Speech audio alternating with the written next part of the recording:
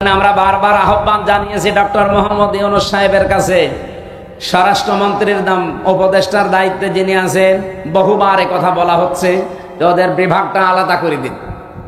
প্রশাসন আগামী থেকে কারো কথা মতো চলবে না, ওরা চলবে ওদের আইজির কথা মতো। কে কথা বলে না কেন?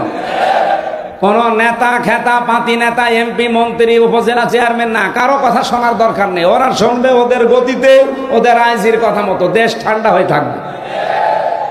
আমি মালয়েশিয়া এইটাই দেখে আসলাম, সিঙ্গাপুরে এইটা দেখে আসলাম, এই যে ছিলাম কিছুদিন আগে। এই সমস্ত দেশগুলোতে শান্তি বিরাজ করার পেছনে কারণ হচ্ছে এই প্রশাসনের এই নিরপেক্ষতা। কিন্তু এগুলো সব দলীয়করণ করে ফেলেছিল। এই জন্য আমরা জাতির লোকেরা ছিলাম মিনি জাহান্নামে। আমরা আগামী থেকে আর জাহান্নামে থাকতে চাই না। এই জন্য দায়িত্বে যারা আছেন, আমি নিজের কথা বলছি না, এটা বহু মানুষের কাছে আমি শুনেছি, এমনকি প্রশাসনের বড় বড় মানুষকেও শুনছি। তারা বলছে এই কথা মানুষকে জানান, ওপরে যেন বলে যে আমাদের বিভাগ আলাদা করে দিন। আমরা কোনো নেতা খেতা পাতি এগুলোর কথা শুনে চলতে চাই না। আমরা চলবো আমাদের আইজির কথা মতো, আমাদের বিভাগ অনুযায়ী। দেখেন দেশে শান্তি হয় কিনা। মালয়েশিয়াতে যে শান্তি শুধু এই কারণে, এটা আমরা চাই কিনা বলেন তো? এই লক্ষ মানুষেরা একটু হাত তুলে জানান দেন তো সরকারের কাছে, এটা চাই কিনা। প্রশাসন থাকবে আলাদা, ওদের বিভাগে আলাদা। কথা বলেন না কেন? কোন এমপি, মন্ত্রী, নেতা খেতা, উপজেলা চেয়ারম্যান কারো কথা শোনা লাগবে না। আমরা এরকম একটা বাংলাদেশ সামনে দেখতে চাই না। ওরাই তখন দেখবেন আল্লাহর খাস ওলি হয়ে যাবে। প্রশাসনের জন্য মন থেকে মুসাফির অবস্থায় দোয়া করছি। নিজেদের বাবা মা, আত্মীয় স্বজন ছেড়ে যারা বাংলার বিভিন্ন প্রান্তে আমাদের জানমাল ইজ্জত আবরু হেফাজতের জন্য দিন নেই রাত নেই 24 ঘন্টা ওদের ডিউটি। বাংলাদেশে একটাই বিভাগ আছে যাদের কোনো ডিউটির শেষ নেই। 8 ঘন্টা না, কে বলেছে? ওদের 24 ঘন্টা ডিউটি। টয়লেটে যদি বসে থাকে, যদি বাঁশি পড়ে, অর্ধেক শেষ করে দৌড় দেওয়া লাগে। এইরকম কঠিন চাকরি ওইটা, আমি নিজে তো দেখেছি।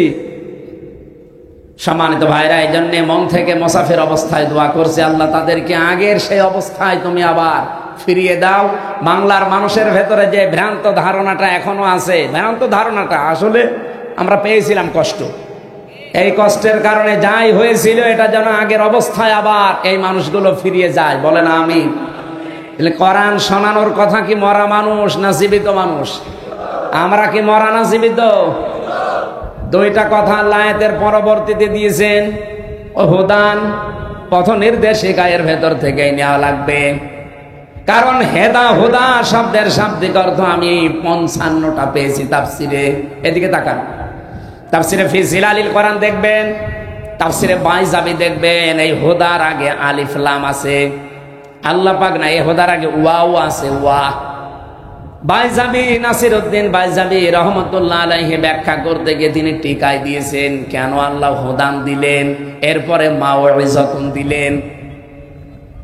এই দুইটা গুরুত্বপূর্ণ শব্দ আল্লাহ এখানে প্রয়োগ করলেন, তৈরি করে লাগিয়ে দিয়েছেন। কেন জানেন? এই পৃথিবীতে একমাত্র হেদায়েতের কিতাব একটাই আছে, তার নাম কোরআন শরীফ।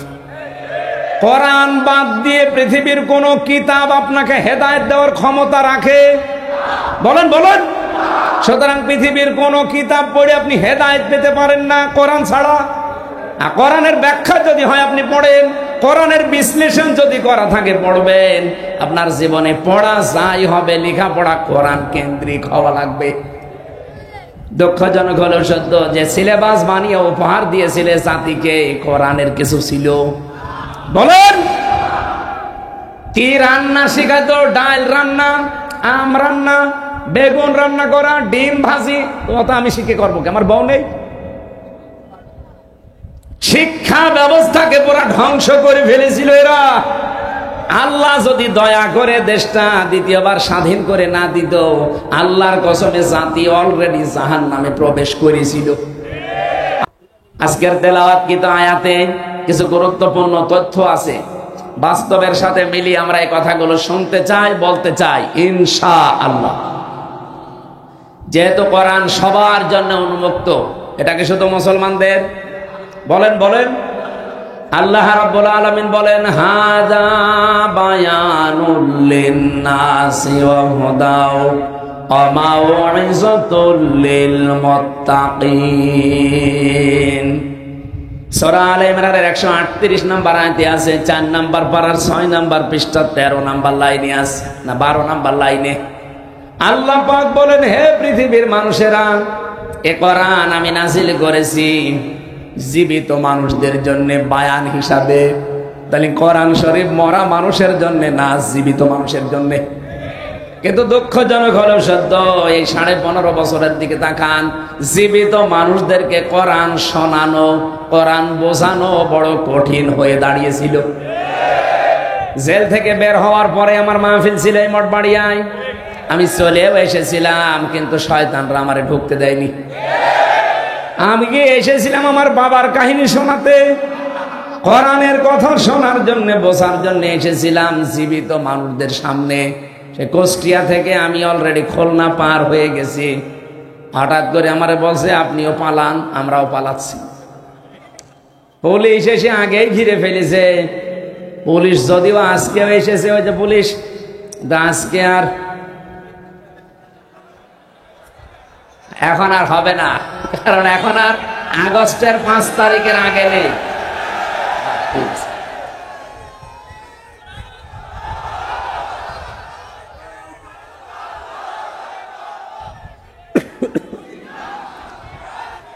ঠিক আছে ভাই, এ দেশ আর আগস্টের 5 তারিখের আগে আছে।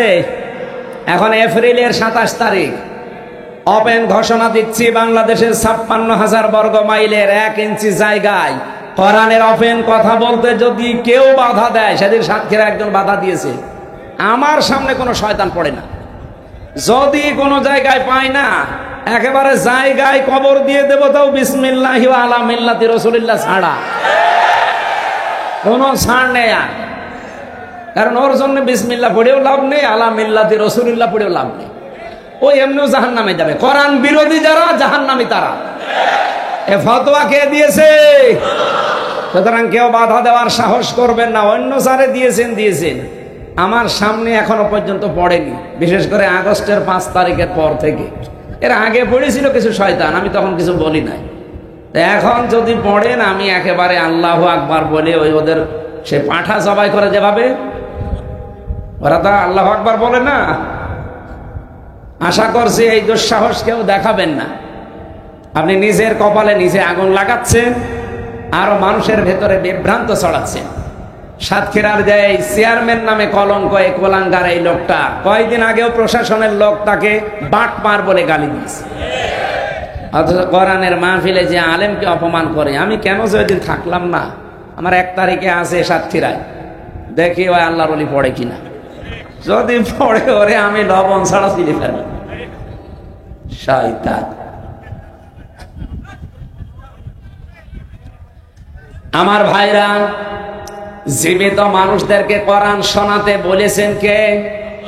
আরো জোরে বলেন। কেন? কোরআনে কারীম জানিয়েছে কেন জীবিত মানুষদেরকে শোনাবেন। ওয়াযাক্কির ফাইন্নাদ যিকরা তানফাউল মুমিনিন। হে নবী, আপনি কোরআন দিয়ে আলোচনা করবেন, যারা মুমিন, যাদের ভেতরে ঈমান আছে, এই মানুষগুলোর উপকার হবে। আর যারা আল্লাহর ধমকের ভয় পায়, so admonish and or by the holy Quran him who fears my threat, ফাযাক্কির বিল কুরআনি মান ইয়াখাফু ওয়াঈদ। যারা আল্লাহর ধমককে ভয় পায়, এই মানুষগুলো কোরআনের আলোচনা শুনলে মাস্ট বি তাদের উপকার হবে। কে বলছেন? যাক্কির ফাইন্নাদ যিকরা তানফাউল মুমিনিন। তানফাউল মুজারে, বর্তমান, ভবিষ্যৎ, প্রেজেন্ট, ফিউচার। এখন আমরা যারা শুনছি, আমাদের উপকার হচ্ছে। কে উপকার হচ্ছে? আল্লাহ বলেন, ইন্নামাল মুমিনুনা আল্লাযীনা ইযা যুকিরাল্লাহু ওয়াজিলাত কুলুবুহুম ওয়া ইযা তুলিয়াত আলাইহিম আয়াতুহু যাদাতুহুম ঈমানা ওয়া আলা রাব্বিহিম ইয়াতাওয়াক্কালুন। 1 নম্বরে যারা সত্যিকারের মুমিন, তাদের সামনে আল্লাহর আয়াতগুলো যখন আপনি উচ্চারণ করবেন, তাদের অন্তরাত্মা কেঁপে উঠবে। হয় আশায় নাই ভয়ে, 2 নম্বরে তাদের ঈমান যা ছিল কোরআনের আলোচনায় তাদের ঈমান আল্লাহ আরো বাড়িয়ে দেবে। 3 নম্বরে তারা বাড়ি যাওয়ার আগে সিদ্ধান্ত নিয়ে যাবে, জীবনে যদি ভরসা করি কার উপরে, অবশ্যই যেন আমাদের ঈমান যা আছে বাড়বে। এটা আল্লাহর কথা। ঈমান যে আপনার বাড়ছে তার প্রমাণ কি? নবীজি বলেন, বাম স্তনের 2 আঙ্গুল নিচে একটা গোস্তের টুকরা আছে।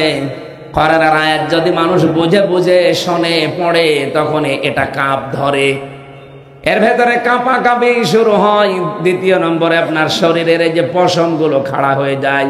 এই যে আমার খাড়া হয়ে গেছে, আপনি দেখেন আপনার খাড়া হয়ে যাবে যদি কোরআনের আয়াত বোঝেন।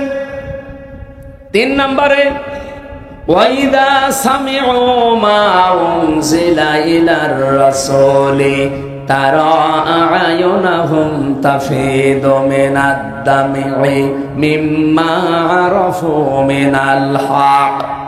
সূরা মায়েদা 7 নম্বর পারার 1ম নম্বর পৃষ্ঠা 1ম নম্বর লাইনের 83 নম্বর আয়াতে আছে। আল্লাহ বলেন, যখন আমার আয়াতগুলো মানুষ শুনবে, নবী আপনি দেখবেন যারা বোঝে এর মর্মবাণী, এর অর্থ ব্যাখ্যা বিশ্লেষণ যারা বুঝেছে, যারা একনিষ্ঠভাবে মন দিয়ে যারা আমার কালামের কথাগুলো বোঝার চেষ্টায় আছে, ওই মানুষগুলোর চোখের দিকে তাকিয়ে দেখবেন মনের অজান্তেই তারা কাঁদতেছে। কখন তাদের চোখে পানি এসে গেছে ওরা নিজেও টের পাবে না। এই জন্য আপনি যদি মন থেকে শোনেন, এই উপকারগুলো মাস্ট বি সামনে হবে। আর আমার কয়েকটা আরম্ভ হয়েই গেছে। পশম খাড়া হয়ে যাওয়া, বাম স্তনের 2 আঙ্গুল নিচে গোস্তের টুকরা কাঁপা কাঁপি করা, এটা অলরেডি আমাদের হচ্ছে। 3 নাম্বারটা, চোখ দিয়ে পানিও আসবে। আমি দেখতে পাচ্ছি আপনি অনেকের দিকে তাকান, একনিষ্ঠভাবে তাকিয়ে আছে, কখন যে কেঁদে ফেলেছে ও নিজেও টের পাবে না। আল্লাহ রাব্বুল আলামিন কোরআনে কারীম দিয়েছেন জীবিত মানুষদের জন্য, অথচ যারা এই 15.5 বছর বাধা দিলেন, তাদের বাবা মা মরে গেলে আমার এটাকে বলতো, হুজুর কোরআন পড়িয়ে দিন। কি আপনার বাবা মরে গেছে, এখন কোরআন পড়ে করবো কি? যতদিন জীবিত ছিল ততদিন যদি পড়তেন, পড়াতেন, বোঝাতেন, কাজ হইতো। কি কথা বলেন? এ থানার ভেতরে মনে হয় এক জায়গায় গত বছরে জেল থেকে বের হওয়ার পরে আমি আসতেছে কথাও বলেছিলাম, কয়েক কিলো মনে হয় আমার বাকি ছিল, 2-3 কিলো। পুলিশ আমার আগেই এসে প্রায় 1-1.5 গাড়ি ভরে গেছে। ওরা বলছে, হুজুর আসলে আমরা যেভাবেই হোক ধরবো। আজকে ধরেন তো ভাই, আজকে ধরে নিয়ে যান, যে বন্দি করে রাখ। যাদের কথা মতো এই কাজগুলো এই মানুষগুলো করেছিল, দোষ শুধু এদের তো না, দোষ এদের বড় বড় যে অফিসার গুলো ছিল আর যারা বাধা দিয়েছিল ওই শয়তান। জীবিত মানুষদের আমরা আসি কোরআন শুনতে, আর ওরা বলে না মরে গেছে, এখন পড়ে করবো কি? আমি আহ্বান জানাচ্ছি, এটা যেহেতু রেকর্ড হচ্ছে সারা বাংলাদেশে, সাধারণ যে পোশাক পরে পুলিশেরা আছে এদের দোষ না ভাই। হ্যাঁ, কিছু উল্টাপাল্টা লোক ছিল, সে মানুষরা পালিয়েছে। আমার কুষ্টিয়ায় বাড়ির নিচে যে ভাড়া থাকতো, ওটা ছাত্রলীগের ক্যাডার ছিল, আমি জানতাম না। আমি তো 3 বছর জেলে। ও ম্যাডাম যারে পাড়িয়েছে তারই ভাড়া দিচ্ছে, আর প্রশাসনের লোক না দিলে তো সমস্যা করবে। পরে আগস্টের 5 তারিখের পরে বিকাল বেলা এই যে আল্লাহর ওলি পালিয়েছে, আজ পর্যন্ত আমরা আর কোনো খোঁজ নেই। তালা লাগানো এই 9 মাস, ভাড়াও পাই না, জিনিসপত্রও খুলতে পারি না। কোথায় যে গেছে তার বউ ছেলে মেয়েরও খোঁজ নেই। কি করলেন আপনি? টাকা পয়সা কামাই করে কি করলেন বলেন? এই কিছু কিছু অফিসারের কারণে, কোলাঙ্গার যে মানুষগুলো, তাদের কারণে সাধারণ কনস্টেবল যারা, এসআই, এই মানুষগুলো আজ জাতির কাছে এখনো পর্যন্ত কালার হয়ে আছে। এরা এই পোশাক দেখলে এখনো ঘৃণা করে না। এই পোশাকটার দোষ না, এটা সম্মানিত পোশাক। নবীজি 2টা শ্রেণীর মানুষকে বলেছে তারা জাহান্নামের সাথে তাদের চোখ কোনোদিন আগুনে জ্বলবে না। 1 নম্বরে যারা রাতের বেলা উঠে গনার কথা স্মরণ করে কান্নাকাটি করে, আর 2 নম্বরে এই প্রশাসনের লোকজন যারা রাতের বেলা আমাদের জানমাল ইজ্জত আবরু পাহারা দেওয়ার জন্য রাত জেগে থাকে। আমি এই মঠবাড়িয়া থেকে কুষ্টিয়া, এখান থেকে যাবার সময় অন্তত 10 জায়গায় ওরা রাতের বেলা পাহারা দিচ্ছে। অথচ যারা এই কাজ 15.5 বছরে করেছে, এই কঠিন অবস্থা, তারা কি পাহারা কোনোদিন দেয়? ওই ডিসি, এসপি, এসপি, টিওনো এরা কোনোদিন ওসি পাহারা দেয়? তারা তো ঠিকই তার জায়গা মতো, কিন্তু এদেরকে কালার করে দিয়ে গেল। এই জন্য আমরা বারবার আহ্বান জানিয়েছি ডক্টর মোহাম্মদ ইউনূস সাহেবের কাছে, স্বরাষ্ট্রমন্ত্রীর উপদেষ্টার দায়িত্বে যিনি আছেন, বহুবার এ কথা বলা হচ্ছে যে ওদের বিভাগটা আলাদা করে দিন। প্রশাসন আগামী থেকে কারো কথা মতো চলবে না, ওরা চলবে ওদের আইজির কথা মতো। কে কথা বলে না কেন? কোন নেতা খেতা পাতি নেতা, এমপি, মন্ত্রী, উপজেলা চেয়ারম্যান না, কারো কথা শোনার দরকার নেই। ওরা শুনবে ওদের গতিতে, ওদের আইজির কথা মতো। দেশ ঠান্ডা হয়ে থাকবে। আমি মালয়েশিয়া এটাই দেখে আসলাম, সিঙ্গাপুরে এইটা দেখে আসলাম, এই যে ছিলাম কিছুদিন আগে। এই সমস্ত দেশগুলোতে শান্তি বিরাজ করার পেছনে কারণ হচ্ছে এই প্রশাসনের এই নিরপেক্ষতা। কিন্তু এগুলো সব দলীয়করণ করে ফেলেছিল। এই জন্য আমরা জাতির লোকেরা ছিলাম মিনি জাহান্নামে। আমরা আগামী থেকে আর জাহান্নামে থাকতে চাই না। এই জন্য দায়িত্বে যারা আছেন, আমি নিজের কথা বলছি না, এটা বহু মানুষের কাছে আমি শুনেছি, এমনকি প্রশাসনের বড় বড় মানুষকেও শুনছি, তারা বলছে এই কথা মানুষকে জানান, ওপরে যেন বলে যে আমাদের বিভাগ আলাদা করে দিন। আমরা কোনো নেতা খেতা পাতি এগুলোর কথা শুনে চলতে চাই না। আমরা চলবো আমাদের আইজির কথা মতো, আমাদের বিভাগ অনুযায়ী। দেখেন দেশে শান্তি হয় কিনা। মালয়েশিয়াতে যে শান্তি শুধু এই কারণে, এটা আমরা চাই কিনা বলেন তো? এই লক্ষ মানুষেরা একটু হাত তুলে জানান দেন তো সরকারের কাছে, এটা চাই কিনা? প্রশাসন থাকবে আলাদা, ওদের বিভাগে আলাদা। কথা বলেন না কেন?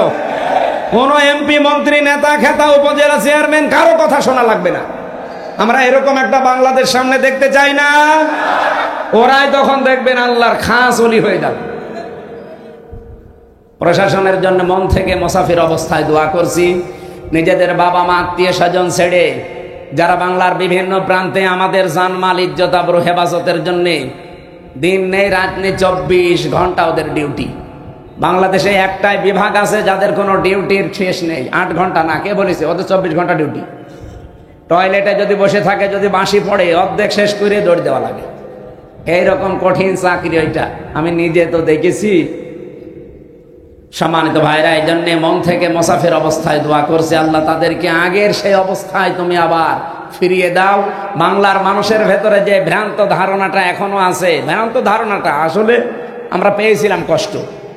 এই কষ্টের কারণে যাই হয়েছিল, এটা যেন আগের অবস্থায় আবার এই মানুষগুলো ফিরিয়ে যায়। বলে না আমি? কোরআন শোনানোর কথা কি মরা মানুষ না জীবিত মানুষ? আমরা কি মরা না জীবিত? দুইটা কথা আল্লাহ আয়াতের পরবর্তীতে দিয়েছেন। ও হুদান, পথ নির্দেশিকা, এর ভেতর থেকে নেওয়া লাগবে। কারণ হেদা হুদা শব্দের শাব্দিক অর্থ আমি 55টা পেয়েছি তাফসিরে। এদিকে তাকান, তাফসিরে ফি জিলালিল কোরআন দেখবেন, তাফসিরে বাইজাবি দেখবেন, এই হুদার আগে আলিফ লাম আছে। আল্লাহ পাক না, এই হুদার আগে ওয়াও আছে, ওয়া। বাইজাবি, নাসিরউদ্দিন বাইজাবি রহমতুল্লাহ আলাইহি ব্যাখ্যা করতে গিয়ে তিনি টিকায় দিয়েছেন কেন আল্লাহ হুদান দিলেন, এরপরে মাউইজাতুন দিলেন। এই দুইটা গুরুত্বপূর্ণ শব্দ আল্লাহ এখানে প্রয়োগ করলেন, তৈরি করে লাগিয়ে দিয়েছেন। কেন জানেন? এই পৃথিবীতে একমাত্র হেদায়েতের কিতাব একটাই আছে, তার নাম কোরআন শরীফ। কোরআন বাদ দিয়ে পৃথিবীর কোন কিতাব আপনাকে হেদায়েত দেওয়ার ক্ষমতা রাখে? বলেন বলেন। সুতরাং পৃথিবীর কোন কিতাব পড়ে আপনি হেদায়েত পেতে পারেন না কোরআন ছাড়া। আর কোরআনের ব্যাখ্যা যদি হয় আপনি পড়েন, কোরআনের বিশ্লেষণ যদি করা থাকে পড়বেন, আপনার জীবনে পড়া যাই হবে, লেখাপড়া কোরআন কেন্দ্রিক হওয়া লাগবে। দুঃখজনক হলেও সত্য যে সিলেবাস বানিয়ে উপহার দিয়েছিলে জাতিকে, কোরআনের কিছু ছিল? বলেন, কি রান্না শিখাতো? ডাল রান্না, আম রান্না, বেগুন রান্না করা, ডিম ভাজি। ওটা আমি শিখে করবো কি? আমার বউ নেই? শিক্ষা ব্যবস্থাকে পুরা ধ্বংস করে ফেলেছিল এরা। আল্লাহ যদি দয়া করে দেশটা দ্বিতীয়বার স্বাধীন করে না দিত, আল্লাহর কসমে জাতি অলরেডি জাহান্নামে প্রবেশ করেছিল। আপনি তো টের পাচ্ছেন না? ক্লাস 7 এর 8 এর বই পড়ানো যেত না? যারা পড়ায় জিজ্ঞাসা করে দেখেন।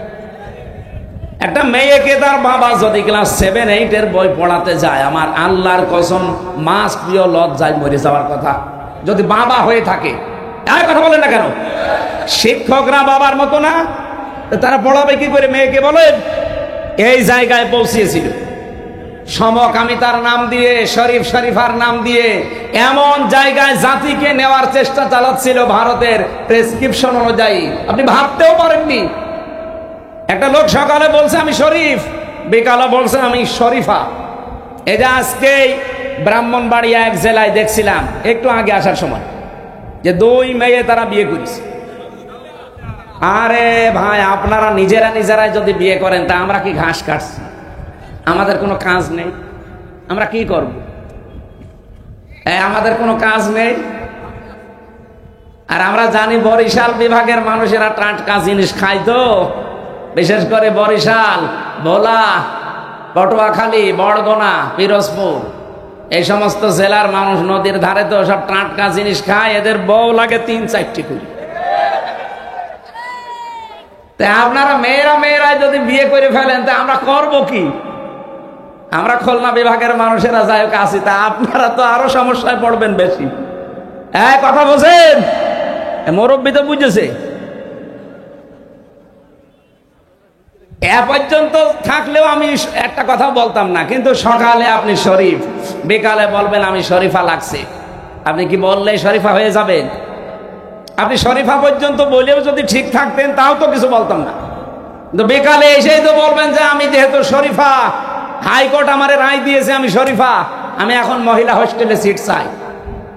মহিলা হোস্টেলে সিট দিলে আপনি ঠিক থাকবেন? ওখানে আমার মেয়ে আছে, আমার বোন আছে, আমার ফুফু আছে, আমার খালা আছে। কথা বলেন না কেন? আপনি ওখানে যেয়ে দেখা যাচ্ছে কয়দিন পরে আমার মেয়ে, আমার বোন, আমার ফুফু সব যারো সন্তান পেটে নিয়ে ঘুরছে। জাতিকে যারো সন্তান উপহার দেওয়ার জন্য এই শরীফ শরীফা চালাতে চেয়েছিল, আল্লাহ বাঁচিয়ে দিয়েছে। নাইতে আপনার মেয়ের অবস্থা, আপনার বোনের অবস্থা ঠিক এইটাই হইতো। কথা বলেন না কেন? ও যতই দাবি করুক আমি শরীফ থেকে শরীফা, মাল তো ঠিক আগেরটাই আছে। এই জন্য হেদায়েত দেওয়ার একচ্ছত্র মালিকানা আল্লাহ কোরআনকে দিয়েছেন। হুদান, এটাই পথ নির্দেশিকা। এখানে একটা হাদিস এসেছে, বলবো আমি, আপনারা শুনতেছেন? তিরমিজি শরীফের হাদিস। এইটাই আমার ওয়াজের ফার্স্ট পয়েন্ট। আদর করে শুনবেন, যদি মেনে নিতে পারেন কপাল খুলে যাবে এক্ষুনি, আর যদি মানতে না পারেন ওই যা ছিলেন তাই। মানিত্তাবাল হুদা বিগাইরিল কোরআন আদাল্লাহুল্লাহ, তিরমিজি শরীফের হাদিস। নবীজি বলেন যেখানে কোরআন নেই, যেহেতু হেদায়েত দেওয়ার মালিক আল্লাহ, আল্লাহ কাকে দিয়েছে? কোরআনকে। বলেন বলেন, আরো জোরে বলুন। পৃথিবীর কোন পীরের হাতে হেদায়েত আছে? না, নেই। আমি আজকে চরমনার ময়দান পুরা ঘুরে দেখলাম, মাদ্রাসা, সরসিনার পুরা মাদ্রাসা, সারাদিন এই 2 জায়গায় গিয়েছিলাম। এনএস মাদ্রাসা, যেটা কামিল মাদ্রাসা, যে ঝালুকাঠি, ওখানে গিয়েছিলাম কয়েকদিন আগে। পুরা মাদ্রাসা গুলো ঘুরে ঘুরে আমি দেখেছি, এই দরবার গুলোতে শিরিক পেলাম না। আপনারা যাবেন। কিছু মত পার্থক্য আমাদের সাথে আছে, ওটা আমি মেনে নিয়েছি। এখন জাতীয় স্বার্থে বাংলাদেশের মানুষের এটা মেনে নেওয়া লাগবে। তাদের যে খেদমত গুলো, এটা আমাদের এখন স্বীকার করা দরকার জাতির। আপনাদের এই বরিশাল বিভাগে বিশেষ করে এলাকাগুলোতে কোরআনের প্রসার মানুষকে আল্লাহর দিকে ডাকার জন্যে সৈয়দ ইসহাক রহমতুল্লাহ আলাইহে, এই যে মহেবুল্লাহ, শাহ মহেবুল্লাহ আহমেদ রহমতুল্লাহ আলাইহে, এই মানুষগুলোর যে কাজ কারবার, তারা যে মাদ্রাসাগুলো প্রতিষ্ঠা করে যে দিনের আলো ছড়িয়েছে, আমার মনে হয় এই মানুষগুলোর কীর্তিময় কাজগুলো জাতির সামনে অন্তত তুলে ধরা দরকার।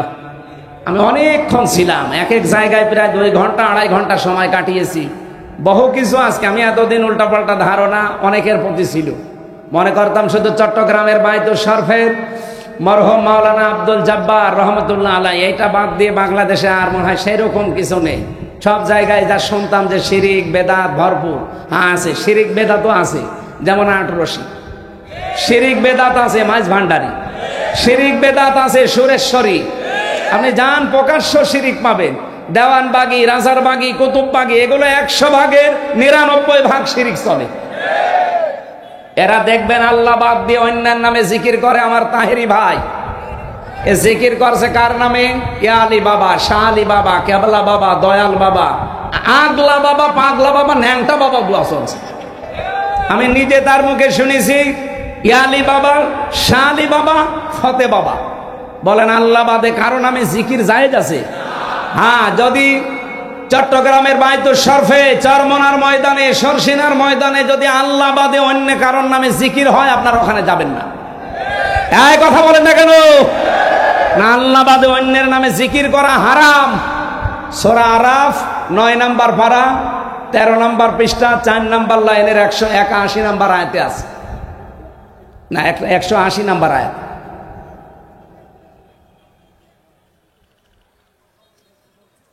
ওয়ালাকাদ যারানা লি জাহান্নামা কাসীরাম মিনাল জিন্নি ওয়াল ইনসি। আয়াতের পরের আয়াত কি? আয়াতের পরের আয়াত কি? না না, এই আয়াতের পরেরটা।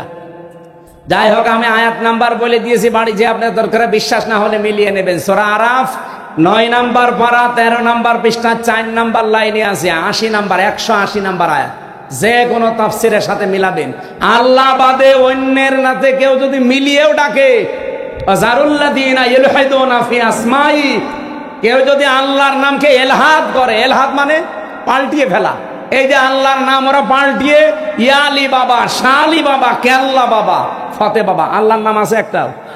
কোথায় আপনি পেলেন এগুলো? এই জন্য আমি যে সমস্ত দরবারগুলো নিজে দেখে আসলাম, আপনারা দরকার হয় বড় বড় আলেম যারা আছেন দেশে যাবেন দেখতে। যদি দেখেন যে শিরিক বেদাত এখানেও আছে, ওখানে মানুষকে যেতে নিষেধ করবে। যেহেতু এই সমস্ত জায়গার নিয়মগুলো দেখে আসলাম, এরা জিকির আল্লাহর নামে করছে, এরা দরুদ রাসূলুল্লাহর নামে পড়ছে। কিন্তু কিছু মানুষ যেখানে শিরিক আর বেদাত প্রকাশ্যে, যেখানে আল্লাহর নামই পুরো পাল্টিয়ে ফেলেছে, এমনকি আল্লাহর নামই বাদ দিয়ে দিয়েছে, এই জায়গায় গেলে আপনার ঈমান থাকবে না যাবে? তা আমি অন্তত থাকতে আপনার ঈমান চলে যাবে, আর আমি বসে বসে ঘাস কাটবো? 55 বছর পর্যন্ত আল্লামা সাইদি রহমতুল্লাহ আলাইহি এই কথাগুলো জাতিকে জানাতে চেয়েছিলেন যে আপনারা শিরিক করবেন না নামের ভেতরে, আল্লাহর নামে। রাসূলুল্লাহকে তুলতে তুলতে এমন উপরে তুলে ফেলে, আল্লাহর উপরে সম্মান দিয়ে দেয় না। স্থান ঠিক রাখা লাগবে। 1 নম্বরে কে?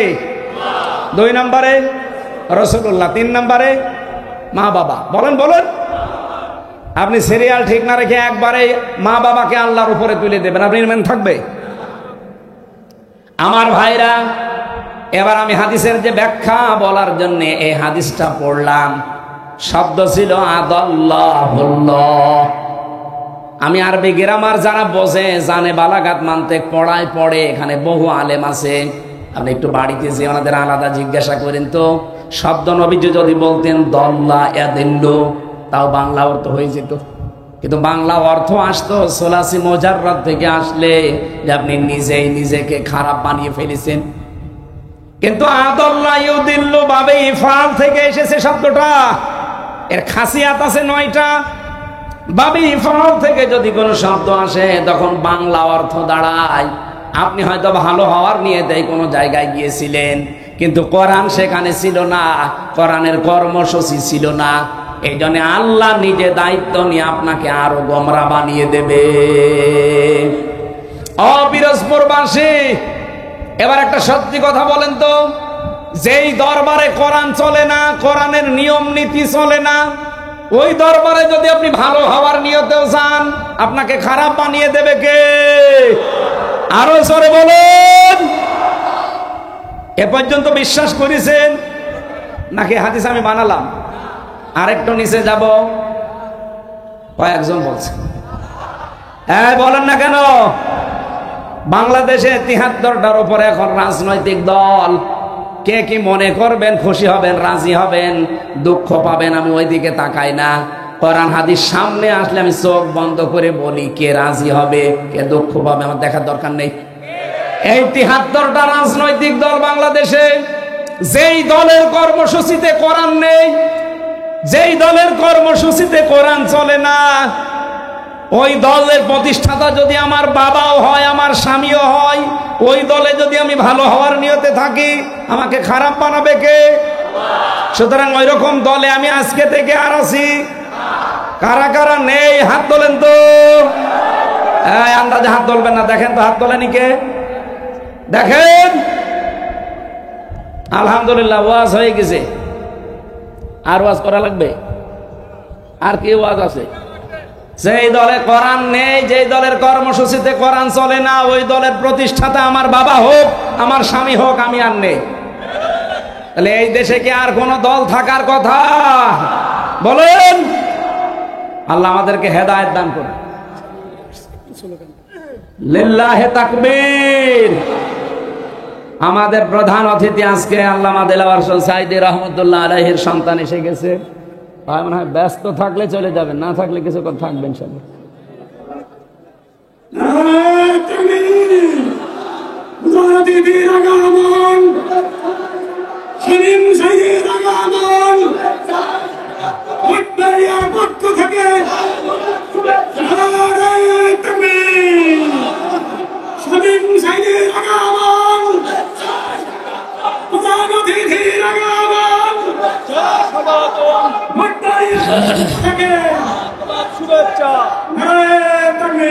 সুবহানাল্লাহ আলহামদুলিল্লাহ লা ইলাহা।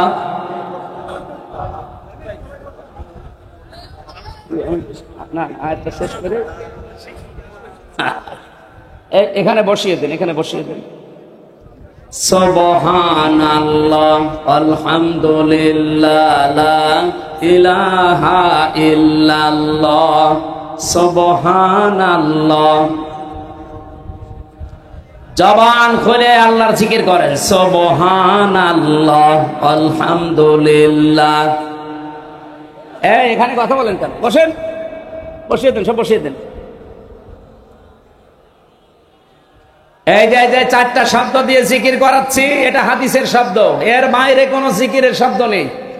সুবহানাল্লাহ আলহামদুলিল্লাহ লা ইলাহা ইল্লাল্লাহ আল্লাহু আকবার, এর বাইরে যা আছে দোয়া দরুদ। কেউ যদি কেল্লা বাবা, ফতে বাবা, শাহ আলী বাবা, দয়াল বাবা, এগুলো কি এর ভেতরে আছে? সুতরাং এরকম কোন দরবারে যাবেন না।